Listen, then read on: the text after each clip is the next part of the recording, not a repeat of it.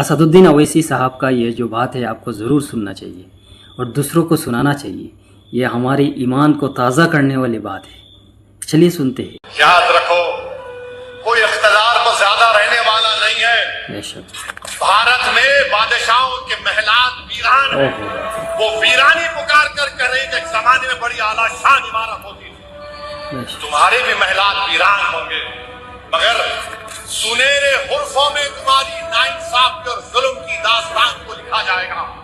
تمہاری ناانصافیوں کو لوگ صبح قیامت تک یاد رکھیں گے. اور اگر تم یہ سمجھ رہے ہو کہ ہم جھک جائیں گے، ہم وہ قوم ہیں جو صرف اللہ کے آگے جھکتے ہیں.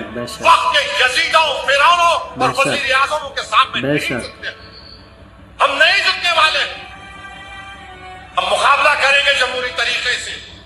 تم ظلم پہ ظلم ڈھاتے جاؤ. 5 سال سے ہمارے بچے جیلوں میں بیل نہیں ہوتی.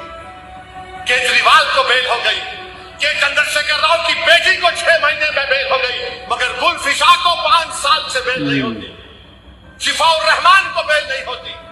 طاہر حسین کو بیل نہیں ہوتی. کیوں نہیں ہوتی بیل ان کو؟ کہ ہمارا مقدر صرف گھر کا ڈیمولیشن، ہمارا مقدر گولی کھانا، ہمارا مقدر مسجدوں کو ہمارے شہید کرنا، ہمارا مقدر ہمارے بچے یتیم ہونا اور ان کے ماں باپ اپنے بچوں کو جیلوں میں دیکھتے دیکھتے خبروں میں چلے جاتے ہیں. میرے عزیز دوستوں اور بزرگوں، یہ ہمارے ملک میں ہو رہا ہے. یہ جو بات کہی گئی، یہ آج جو ہمارے دیش میں مسلمان کے خلاف جو پروپیگنڈا جس طرح سے ہمارے اوپر ظلم کیا جا رہا ہے، ہمارے بھائیوں کے اوپر، بہنوں کے اوپر ظلم کیا جا رہا ہے، یہ ظلم کبھی ہمیشہ نہیں رہے گا اور ظلم کرنے والے بھی ہمیشہ نہیں رہیں گے. مسلمان نے ہمیشہ اپنے ایمان سے، اپنے تقوی سے ظالموں کا مقابلہ کیا ہے. وقت کا ظالم جو ہے ایمان کے سامنے، تقوی کے سامنے مٹ گیا. ہاں یہ ضرور ہے کہ ہمارے ایمان کا امتحان ہوگا.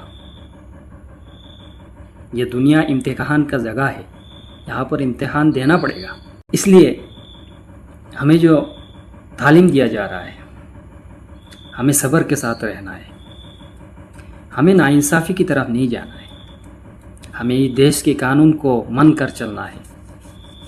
محبت کے ساتھ رہنا ہے. ہمارے نبی کو کتنا ستایا گیا، صحابہ کرام کو کتنا ستایا گیا. ہمیشہ اس کو دیکھنا ہے کس طرح صحابہ کرام نے، کس طرح ہمارے نبی نے ظلم کو سہ کر محبت کے ساتھ دشمنوں کے ساتھ پیش آیا. یہ دیکھ کر چلنا ہے.